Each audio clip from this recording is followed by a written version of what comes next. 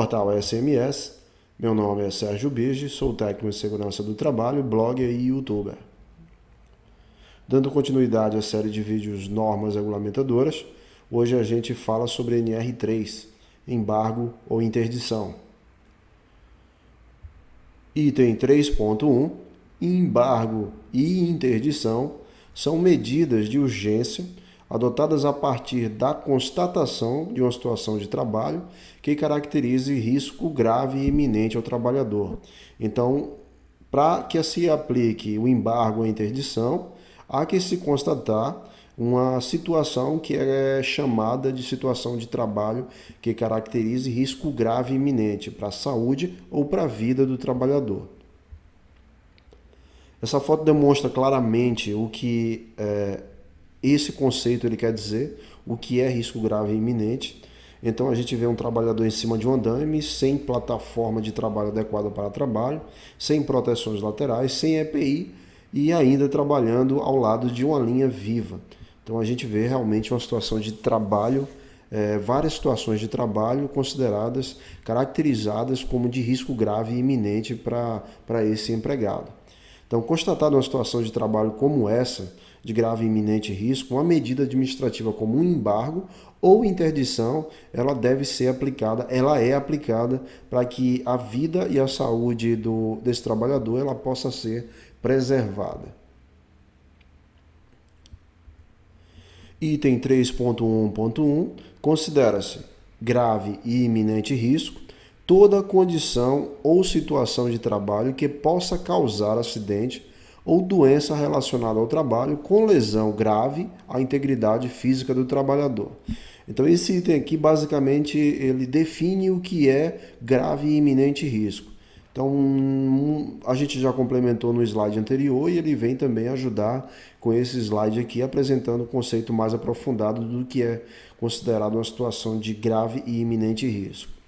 Conceitos subjetivos de grave e iminente risco são relacionados em várias NRs, como NR9, NR10, NR12, NR13 e NR22, que nessas NRs ela vai citar quais os itens que em não conformidade ele já é considerado de grave e iminente risco.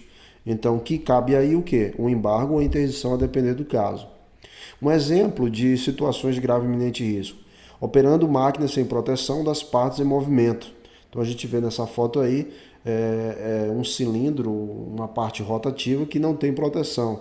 Então facilmente um trabalhador ele pode se aproximar daí, na tentativa de colocar a mão para fazer um procedimento ou outro, ele pode ser puxado, ele pode ter uma parte do seu corpo puxada e pode sofrer um acidente seríssimo. Trabalhador em altura sem uso do cinto de segurança é uma outra situação de grave e iminente risco. Uma situação grave considerada de grave e iminente risco também é um princípio de incêndio. Um princípio de incêndio, rapidamente, ele tem que ser parado todo tipo de atividade. Então, nesse caso aí, a gente consideraria como uma interdição do estabelecimento para que as atividades realmente, todo o pessoal, ela possa ser assegurado de não haver nenhum dano à sua integridade física por conta dessa situação. Vamos lá para o item 3.2.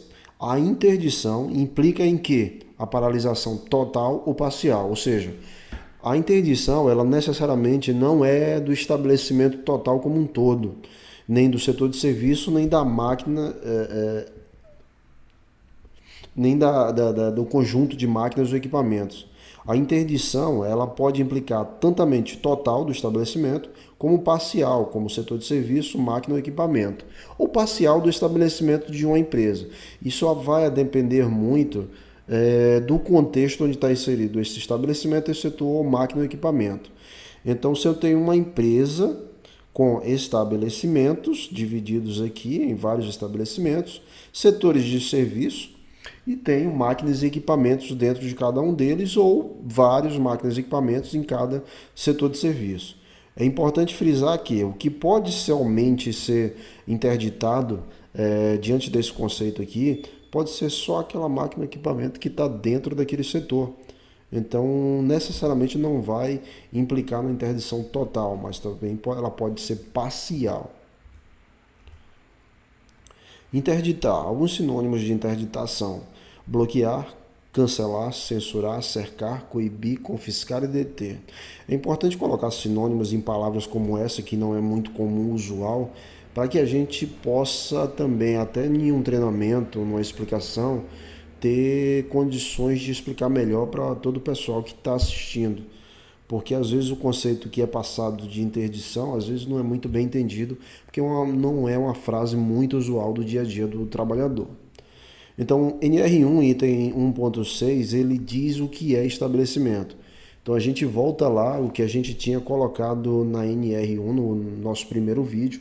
A gente tinha explicado muito bem que aqueles conceitos que a NR1 coloca são conceitos fundamentais para a aplicação e interpretação de outros itens, de outras normas.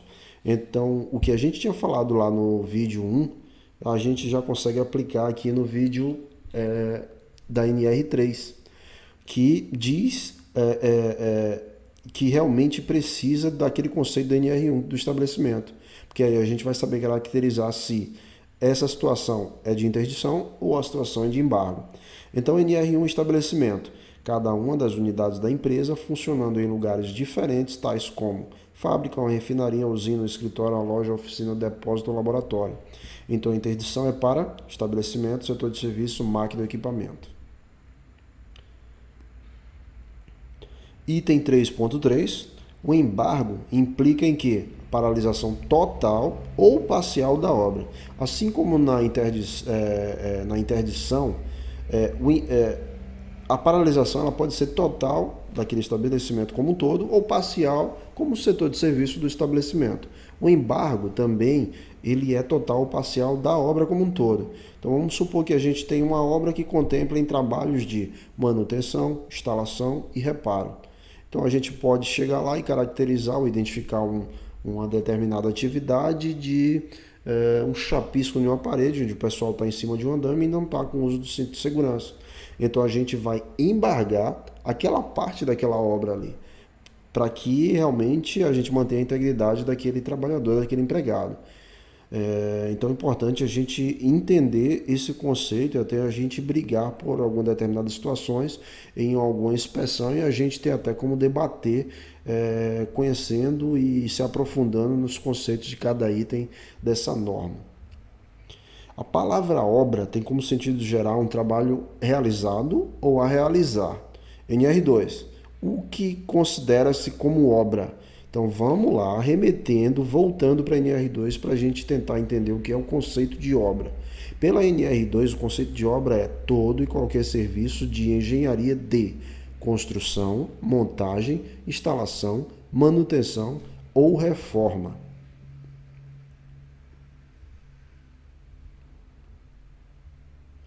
Considera-se obra esse slide aqui, por isso que eu coloquei ele muito junto do outro, da outra explicação, porque a própria NR3 ela nos dá um conceito de obra, mas a gente pode voltar para a NR2 e também juntar o conceito da NR2 com o conceito da NR3 do item 3.3.1.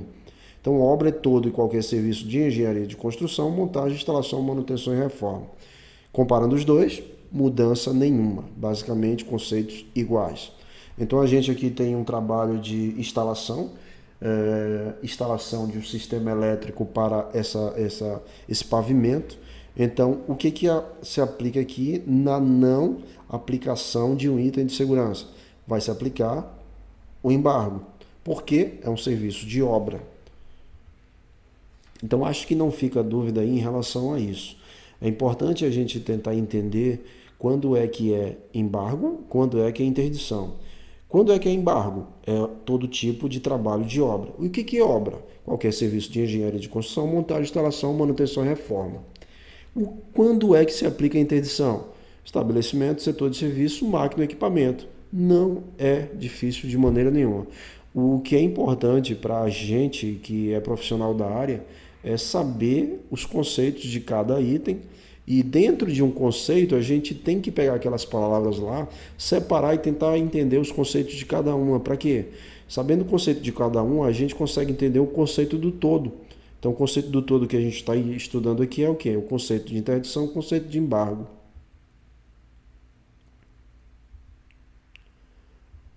Dando continuidade, item 3.4, a gente tem uma foto que ilustra uma situação aí de essa foto, ela nos vai ajudar bastante nesse item da norma.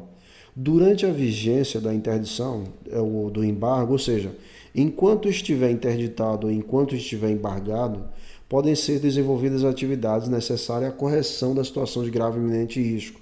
Então, se uma determinada parte da obra ela foi embargada, as atividades ela podem continuar no sentido de corrigir as situações de grave e iminente risco que existiam, contanto que, continuando aqui, ó, desde que adotadas medidas de proteção adequadas aos trabalhadores envolvidos. Então, para que se faça necessária a correção da situação, há que se ter uma atividade. Mas para que essa atividade exista, tem que se adotar medidas que garantam a segurança para que a medida seja corrigida. Então, vamos colocar aqui uma situação. Então, imaginando aqui essa situação, vamos supor que isso aqui tudo seja uma obra. Só que essa parte da obra aqui que estava ocorrendo, o pessoal estava fazendo escavação manual. E dentro desse buraco não tinham proteções dos taludes e estava a certa profundidade muito grande. O que é que ocorre numa situação dessa? Considerado de grave e iminente risco, claro. Por quê?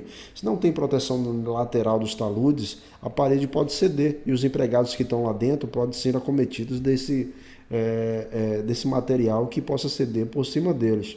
Então, o auditor fiscal, o fiscal do trabalho foi lá, identificou uma situação dessa e interditou toda essa área aqui. Então, essa área aqui, parcialmente, ela foi embargada. Então, atividades podem continuar no entorno dela, podem continuar também ao redor dela para que a situação seja remediada, seja corrigida, seja sanada aquele problema identificado.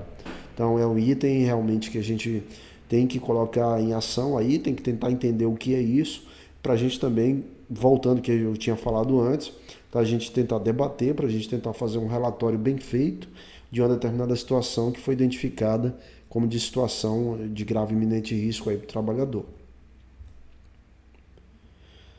Ainda dando continuidade, item 3.5.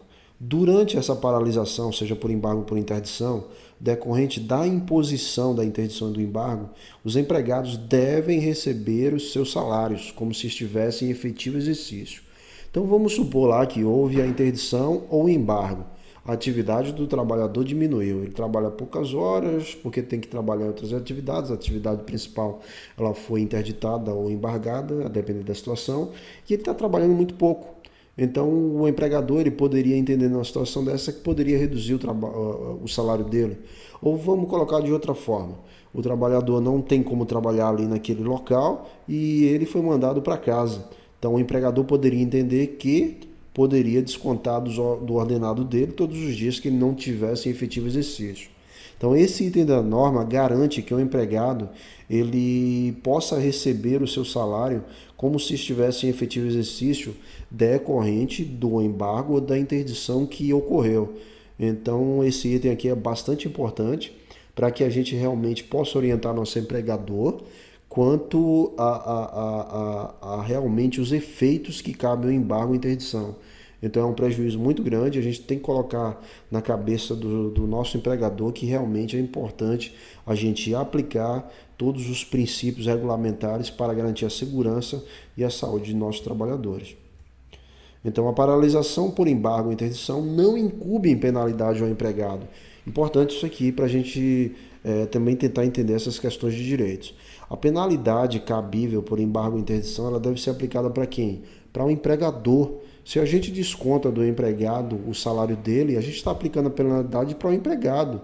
Então, a lei, ela entende dessa forma. E ela é muito justa, claro. Isso aqui esse item da norma é questão de justiça. Durante a paralisação, o mesmo continua recebendo seu salário, mesmo que não esteja exercendo sua função ou sua atividade. Então, pessoal, terminamos mais uma norma aí que a gente tinha prometido. A gente espera que o pessoal possa comentar, possa curtir, possa compartilhar nosso conteúdo aí pelos canais de comunicação que a gente tem disponível.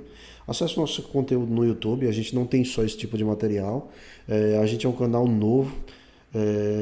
foi criado recentemente. Eu comecei com normas regulamentadoras, mas recentemente também a gente criou um quadro chamado 24/7, segurança 24/7. O que é isso? Segurança 24 horas por dia, 7 dias na semana.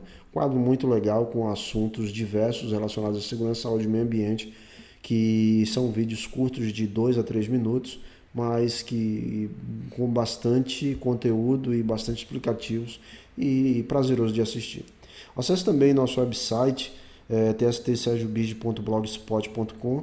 Lá vocês podem encontrar bastante material relacionado à segurança, saúde e meio ambiente também, conteúdo escrito e visual também, com vídeos e material multimídia, que pode também estar ajudando no dia a dia nosso aí.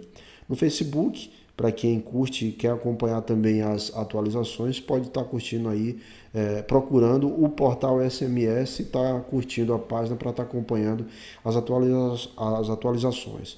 No canal do YouTube também não deixem de se inscrever e tá também recebendo as atualizações dos vídeos que a gente está postando para vocês aí. Então, um abraço, espero que tenham gostado do vídeo. Até a próxima, um abraço.